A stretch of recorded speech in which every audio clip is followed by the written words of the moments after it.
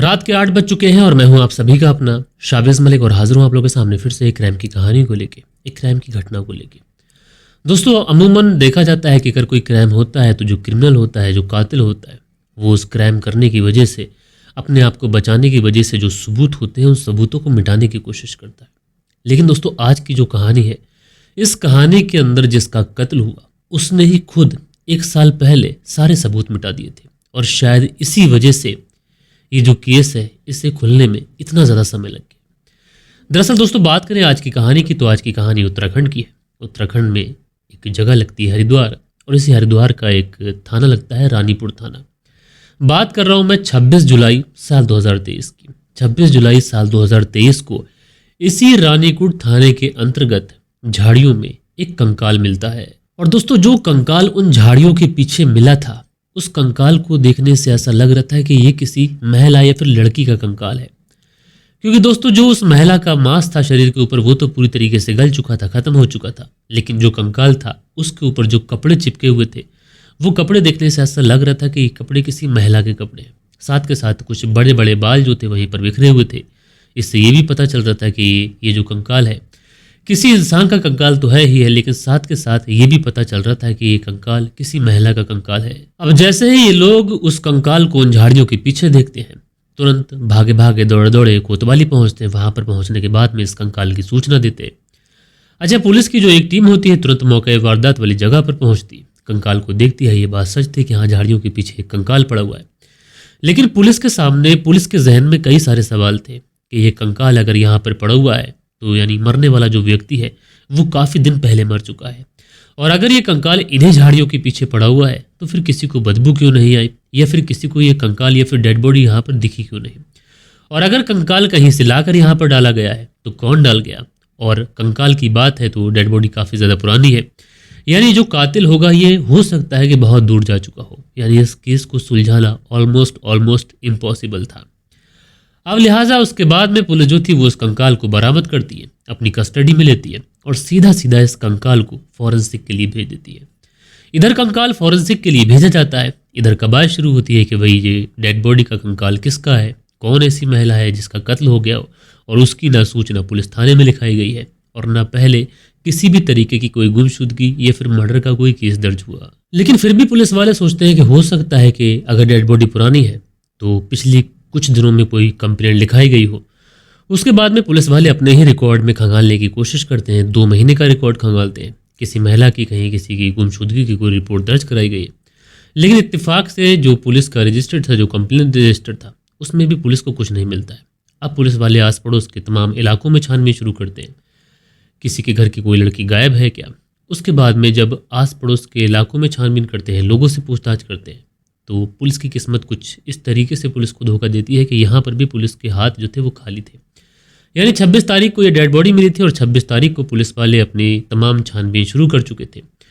दूसरी तरफ पुलिस वालों ने तमाम थानों में और तमाम जगहों पर सूचना भिजवा दी थी। साथ के साथ सोशल मीडिया का भी रुख किया था और प्रिंट मीडिया पर भी ये चीज़ें पब्लिश की थी। जो चीज़ें डेड बॉडी के पास से जो भी डाटा कलेक्ट हुआ था वो सारा मेंशन किया था ड्राफ्ट में, और लिखा था कि अगर किसी के घर की भी कोई लड़की गुम हो तो वो आकर पुलिस में कंप्लेंट लिखाए या फिर आकर एक बार शनाख्त कर ले। इस तरीके से एक डेड बॉडी मिली है। लेकिन दोस्तों, 26 तारीख का दिन गुजर जाता है, 27 भी गुजर जाती है, लेकिन दोस्तों अभी तक पुलिस वालों को इस केस के अंदर कुछ भी हाथ नहीं लगा था। अब पुलिस वालों को लगता है कि हो सकता है कि ये पूरा मामला हमारे ज़िले का ही मामला ना हो, क्योंकि किसी परिवार की अगर कोई लड़की, कोई महिला गुम होती तो किसी न किसी थाने में उसने कंप्लेंट ज़रूर लिखाई गई होती। और 20 से 25 दिन पुरानी ये डेड बॉडी दिखाई पड़ रही है, तो ऐसे में 20 से 25 दिन से अगर कोई लड़की, कोई महिला गायब हो तो उसके परिवार वाले थाने की धूल छान देते हैं। तो ऐसा तो कोई फ़िलहाल अभी कोई ऐसा चीज़ दिखाई नहीं पड़ रही है कि जिससे परिवार वालों ने किसी थाने के अंदर किसी लड़की की कोई गुमशुदगी की रिपोर्ट दर्ज कराई हो। लिहाजा पुलिस वाले जो थे वो न्यूज़पेपर का और तमाम जगहों पर सर्कुलेट, चाहे इंस्टाग्राम हो, फेसबुक हो, व्हाट्सएप ग्रुप हो, हर जगह पर पब्लिश कर चुके थे। और पुलिस वाले इंतज़ार करते हैं कि किसी के घर की कोई लड़की गायब होगी तो वो आकर पुलिस से एक बार बात करेगा। फिर उसके बाद में हम लोग जब पता चल जाएगा कि लड़की कौन है तो उसके बाद कत्ल का मोटिव मिल जाएगा। अब कत्ल का मोटिव मिल जाएगा तो फिर कातिल तक पहुंचना कोई बड़ी बात नहीं है, हम लोग कातिल को धर दबोचेंगे। लेकिन दोस्तों, शायद पुलिस अपना यहाँ पर जितने भी दांव खेल रही थी उसमें पुलिस की किस्मत पुलिस का साथ नहीं देती है। अब लगभग 28 तारीख भी गुजर जाती है। 28 तारीख गुजर चुकी थी। पुलिस ने अलग अलग तरीके से अलग अलग पैतरों से छानबीन कर ली थी, लेकिन दोस्तों पुलिस के जो हाथ थे ये अभी भी खाली थे।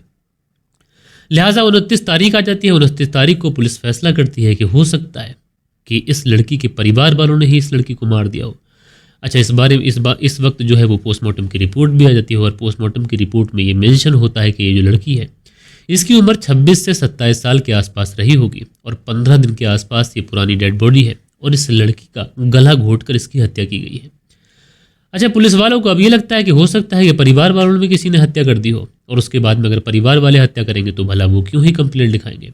अब लिहाजा पुलिस वाले जो थे इस पूरे एरिया के अंदर अपने मुखबिर एक्टिव करते हैं और मुखबिरों से कहते हैं कि ऐसी कोई लड़की किसी के पड़ोस की कोई गायब हो, परिवार वाले कुछ ना करते हो लेकिन लड़की गायब हो, इस तरीके की कोई सूचना मिले तो पुलिस को इन्फॉर्म किया जाए।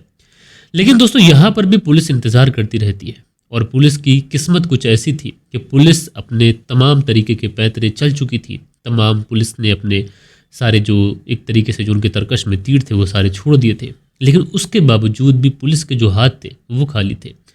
यानी मुखबिरों के माध्यम से भी पुलिस को इस पूरे केस के अंदर अभी तक कुछ भी हाथ नहीं लगा था। अब दोस्तों एक मर्डर हुआ है, मर्डर होने के बाद में उसका कंकाल मिलता है। पुलिस ने हर तरीके से हर एंगल से छानबीन कर ली थी। एक ब्लाइंड मर्डर था, लेकिन पुलिस वाले भी इस केस को एज ए चैलेंज केस ले चुके थे और पुलिस वालों का भी यही कहना था कि कुछ भी हो जाए इस मर्डर केस को तो हम सुलझा कर ही रहेंगे।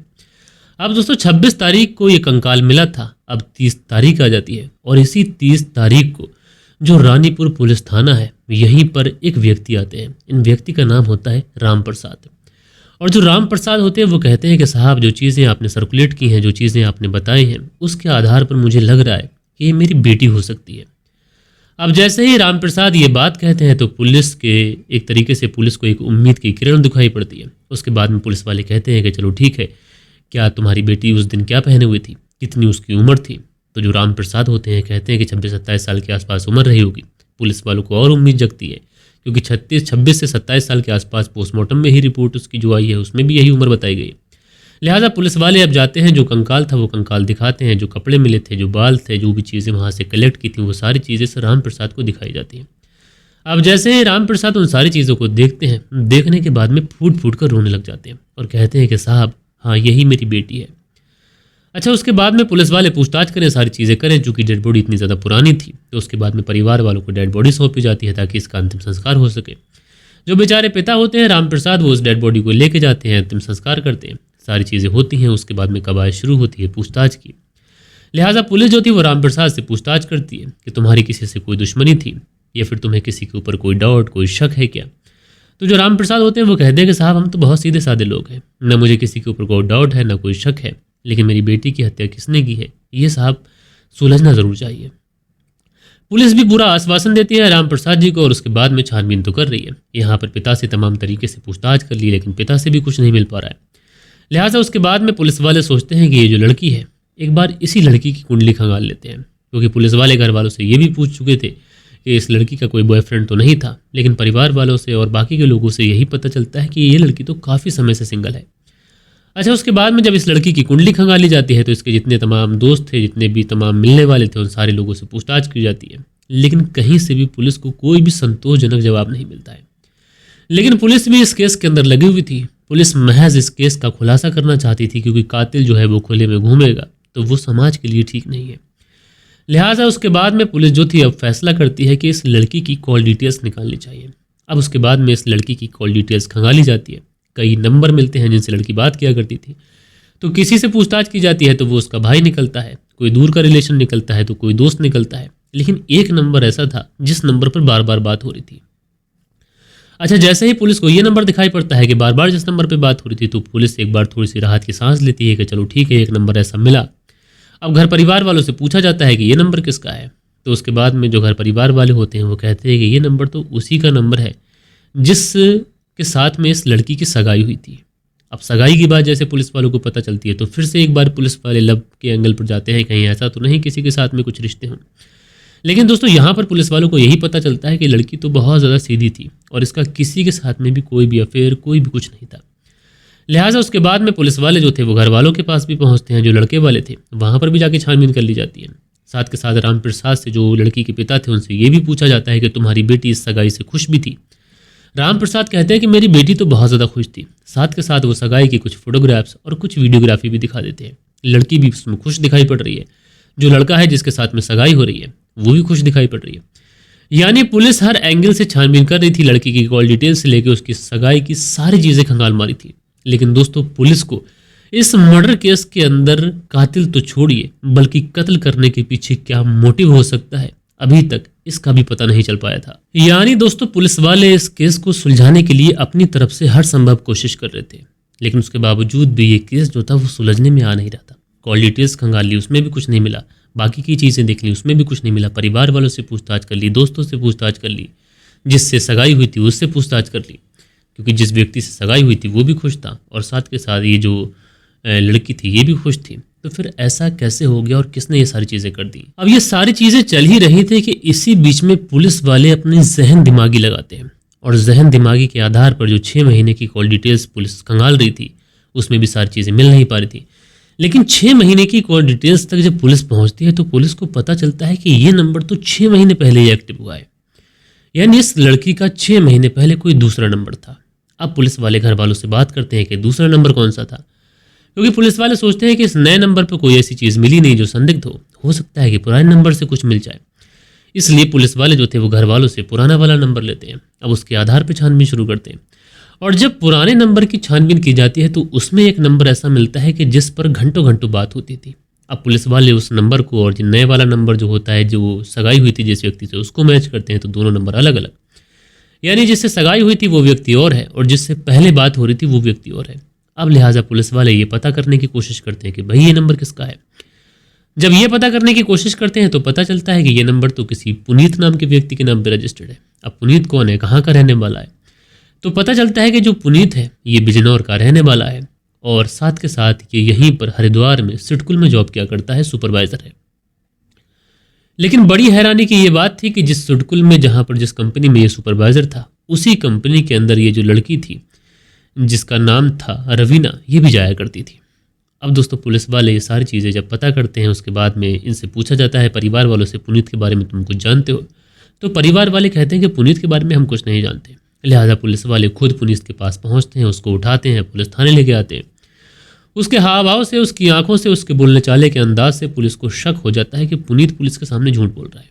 लिहाजा पुलिस वाले जो थे अब पुनीत की मेहमान नवाजी शुरू करते हैं और जब इसकी मेहमान नवाजी शुरू करते हैं तो कहा जाता है कि दोस्तों पुलिस वालों की मेहमान नवाजी के आगे जो गूंगा होता है वो गूंगा भी बोलने लग जाता है।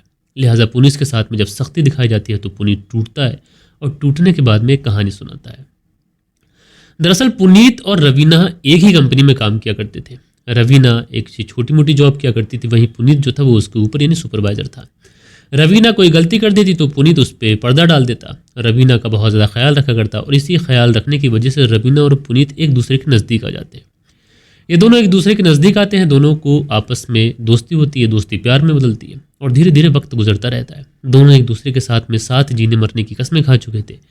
दोनों किसी भी हाल में एक दूसरे से जुदा होना नहीं चाहते थे। लेकिन दोस्तों जब काफ़ी समय इन दोनों को अपनी मोहब्बत में गुजर जाता है तो उसके बाद में इन्हें दुनिया की याद आती है। फिर उनको लगता है कि एक बार दुनियादारी भी देख लेनी चाहिए। जब ये दुनियादारी देखते हैं तो पता चलता है कि रवीना दूसरी कास्ट की है और जो पुनीत है ये दूसरी कास्ट का है।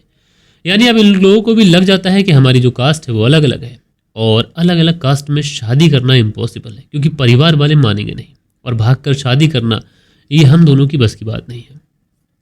लिहाजा उसके बाद में ये दोनों फैसला करते हैं कि दोनों अलग अलग हो जाते हैं और अपने अलग अलग रास्तों पर हम लोग चल देते हैं। अब उसके बाद में ये अलग अलग रास्तों पर चलने लगते हैं। अब धीरे धीरे वक्त गुजरता है। वक्त गुजरने के साथ में जो पुनीत था इसकी शादी हो जाती है और उसके बाद में इस लड़की जो थी इसकी भी मार्च के महीने में सगाई हो जाती है। पुनीत तो शादीशुदा हो चुका था, अपनी पत्नी के साथ में अच्छी खासी ज़िंदगी गुजार रहा था, लेकिन जब उसको पता चलता है कि रवीना की एंगेजमेंट हो चुकी है तो पुनीत को थोड़ा सा जेलसी फील होती है। उसके बाद में वो रवीना से बातचीत करने की कोशिश करता। रवीना कहती कि तुम्हारी शादी हो चुकी है, मेरी होने वाली है, तो तुम क्यों अड़चन डाल रहे हो। लिहाजा उसके बाद में पुनीत बार बार उसको फ़ोन करता और इसी वजह से दिसंबर के महीने में रवीना जो थी वो अपना मोबाइल नंबर बदल देती है। मोबाइल नंबर बदलती है, लेकिन उसके बाद में जो पुनीत था, चूँकि रवीना उसी कंपनी में जाया करती थी, नौकरी अच्छी खासी थी, दोनों छोड़ नहीं सकते थे, इसलिए वहाँ पर बातचीत होती। अब जो पुनीत था, चूँकि नए वाले नंबर पर इसका कोई कॉन्टैक्ट था नहीं, इसीलिए पुलिस के रिकॉर्ड में नहीं आया। लेकिन पुनीत जो था वो रवीना को लगातार कन्विंस करने की कोशिश करता, रवीना इनकार करती। उसके बाद में पुनीत कहता है कि देखो हम दोनों इतनी मोहब्बत करते थे और मैं चाहता हूँ कि तुम एक बार मुझसे मिल लो, उसके बाद में तुम अपने रास्ते चले जाना, मैं अपनी पत्नी को अपना मान लूंगा, मैं अधूरा रह जाऊंगा तुम्हारे बगैर, लेकिन तुम्हारी ज़िंदगी में इंटरफेयर नहीं करूंगा। रवीना भी कहती है कि चलो ठीक है, इतनी लंबे की मोहब्बत है, इतनी अरसे की मोहब्बत है, तो एक कहा ना मान कर क्यों मोहब्बत को बदनाम किया जाए। यहाँ पर रवीना पुनीत से मिलने का फैसला करती है और यहीं पर रवीना की ज़िंदगी की सबसे बड़ी भूल थी। उसके बाद में पुनीत जो था वो रवीना को अपनी बाइक पर बिठाता है और उसके बाद में सुनसान इलाके में उन्हीं झाड़ियों के पास पहुंचता है जहाँ से रवीना का कंकाल मिला था, और उसके बाद में किसी बात को लेकर फिर से उसे कन्विंस करने की कोशिश करता है। रवीना इनकार करती है और इसी बात से आग बबूला होकर पुनीत जो था वो रवीना का गला दबाने लग जाता है। गला जब तक दबाता है कि जब तक रवीना की मौत नहीं हो जाती है। जब रवीना की मौत हो जाती है तो उसके बाद में उसी की डेड बॉडी को उन्हीं झाड़ियों के अंदर फेंक के वहाँ से 9-11 हो जाता है। लेकिन दोस्तों रवीना की किस्मत कहें या फिर कुछ और कि 15 से 16 दिन गुजर जाते हैं, लेकिन रवीना की डेड बॉडी को किसी ने नोटिस ही नहीं किया। डेड बॉडी पूरी तरीके से गल चुकी थी, कंकाल बन चुकी थी। तब जाकर ये डेड बॉडी जो थी वो पुलिस को इसकी खबर लगी और इस पूरे केस का खुलासा हुआ, जिसकी वजह से जो कातिल था ये 10-15 दिन पुलिस से बच गया। अगर पहले ही डेड बॉडी दिख जाती तो शायद ये जो कातिल था ज़्यादा दिनों तक पुलिस से बच ना पाता। लेकिन दोस्तों यहाँ पर मैं सैल्यूट करना चाहूँगा पुलिस के काम को, जिस तरीके से सराहनीय काम किया, जिस तरीके से एक ब्लाइंड मर्डर था उस मर्डर को पुलिस ने चैलेंज के तौर पे लिया और इस केस को सुलझाकर जो कातिल है उसको सलाखों के पीछे पहुँचाया। बहरहाल दोस्तों आप लोग इस पुलिस की इन्वेस्टिगेशन को और साथ के साथ इस व्यक्ति पुनीत को क्या सज़ा मिलनी चाहिए कमेंट्स में ज़रूर से ज़रूर बताइएगा। बाकी दोस्तों कल के दिन आप लोग के कुछ बेहतरीन से कमेंट्स भी थे, वक्त होता है कि आप लोग के कमेंट्स पढ़ लिए जाएं। सो दोस्तों जो कमेंट्स आए थे इसमें मोहम्मद रियाज ने लिखते हैं नाइस स्टोरी सर जी, तो मोहम्मद रियाज जी आपका बहुत बहुत शुक्रिया। बालिश बिहारी हैं लिखते हैं मलिक साहब जी नमस्कार, कहानी सुना अच्छा लगा लेकिन दिन भी दुख होता है, ऐसी कहानियाँ सुनकर दुख भी होता है, शुक्रिया मेरे भाई। दिनेश कुमार जी लिखते हैं बहुत बढ़िया कहानी है, शुक्रिया भाई। आगे दिनेश कुमार जी लिखते हैं मेरी वाइफ भी आपकी कहानी सुनती है, शुक्रिया। मेरा हरियाणा करके आइडिया लिखते हैं भाई लाइक शेयर कर दिया है, नरेश राजपूत सिरसा घोघरा से कहानी सुनते हैं, बहुत बहुत शुक्रिया। इंडियन करके आइडिया लिखते हैं नायस जी, तो शुक्रिया। दिनेश कुमार जी का कमेंट है। सुरेंद्र शर्मा लिखते हैं नमस्कार मलिक भाई साहब, नाइस स्टोरी। सुरेंद्र कुमार श्री विजयनगर राजस्थान से सुनते हैं, तो भैया नमस्कार, शुक्रिया आपका। विकास गुप्ता है लिखते हैं गुड नाइट सर जी, आपकी कहानी सुनकर ही सोते हैं, तो विकास गुप्ता जी आपका बहुत बहुत शुक्रिया। नरेंद्र शर्मा मनदीप वर्मा की पत्नी लिखती है नमस्कार सर जी, स्टोरी अच्छी है। प्रादीप वर्मा जलंधर पंजाब से सुनती हैं कहानी, तो नमस्कार बहन, आपका बहुत बहुत शुक्रिया कि आप पंजाब से हमारी कहानी सुनती हैं। उसके बाद में अगला जो कमेंट है वो मौसम चंद्रा करके आईडी लिखते हैं नायस जी, शुक्रिया। साहिल जी कमेंट्स करते हैं। राधेश्याम शर्मा है लिखते हैं राधेश्याम शर्मा सिरसी जयपुर राजस्थान से सुनते हैं, 8 बजे कहानी सुनाए और सदैव मैं उसके बाद में मैं सो जाता हूँ, तो शुक्रिया। अंसारी सुहेल लिखते हैं अस्सलाम वालेकुम शावेज़ भाई, खुश रहिए मुस्कुराते रहिए, ये तो क्राइम हर जगह होते हैं लेकिन नॉर्थ इंडिया में बहुत क्राइम का रिकॉर्ड है, तो क्राइम पूरी दुनिया में बहुत ज़्यादा होते हैं। उसके बाद में इंडियन करके आईडी है, ये भी अपना कमेंट्स करते हैं। खान अकील लिखते हैं अस्सलाम वालेकुम शावेज़ भाई, कहानी अच्छी है, नेपाल की कहानी सुनाओ। तो खान अकील जी नेपाल की कहानी मैं सोच रहा था कल, लेकिन फिर मैंने सोचा कि बहुत सारे लोगों ने सुना दी है और न्यूज़ चैनल पर भी नेपाल की कहानी चारों तरफ सुनाई जा रही है, तो कौन ही सुनेगा, इस वजह से सुना नहीं पाया। मंसूरी भाईजान लिखते हैं मलिक साहब अस्सलाम वालेकुम भाई जी, आज की कहानी बहुत ही दर्दनाक है और कोई कैसे 3000 रुपये के लिए मर्डर कर सकता है, शुक्रिया आपका मंसूरी भाईजान। अगला कमेंट्स करते हैं दिनेश कुमार जी, सुनील त्यागी जी कमेंट्स करते हैं, लिखते हैं शाना बुलंदशहर से कहानी सुनते हैं, तो भैया नमस्कार जी, शुक्रिया। मोहम्मद इमरान फतेहपुर से कहानी सुनते हैं। मीना जी लिखती हैं नमस्ते दोस्तों, मीना जी नमस्ते जी। उसके बाद में मोहम्मद नहादी लिखते हैं अस्सलाम वालेकुम भाई, तो वालेकुम सलाम। मोहम्मद मंसूरी भाईजान लिखते हैं भाई जी आजकल औरतों को क्या हो गया है, इतना शानदार शौहर होने के बावजूद भी ऐसा कर दिया। आज़ाद अंसारी लिखते हैं अस्सलाम वालेकुम जनाब, तो वालेकुम सलाम। फरजाना सिद्दीकी लिखते हैं किसी और की ज़िंदगी बर्बाद करने से पहले सोचना चाहिए कि बेकार में बेचारा मारा गया, सो सैड। तो फरजाना सिद्दीकी जी शुक्रिया आपका। समीर शेख हैं लिखते हैं आपने पिछले का बैकग्राउंड चेंज करें, पिंक कलर का पर्दा यूज करें, लाइक आपका ज़्यादा मिलेंगे। तो समीर शेख जी आपकी बात पर ध्यान दिया जाएगा, शुक्रिया आपका। मंदी वर्मा की पत्नी है लिखती हैं नमस्कार, प्रादी वर्मा जलंधर पंजाब से। सचिन चौधरी जी कहानी सुनते हैं। सो दोस्तों ये कुछ बेहतरीन से कमेंट्स थे जो कल के दिन आप लोगों ने किए थे। आशा करता हूँ कि आज की जो कहानी है ये आप लोग को ज़रूर से ज़रूर पसंद आई होगी। कहानी पसंद आई हो तो एक लाइक करिएगा, दोस्तों और मित्रों के साथ में ज़रूर शेयर करिएगा। बाकी दोस्तों मिलते हैं कल के दिन किसी और स्टोरी के साथ में, जब तक के लिए अपना ख्याल रखें, देश का ख्याल रखें, परिवार के रिश्तों की अहमियत को समझें। जय हिंद, जय भारत।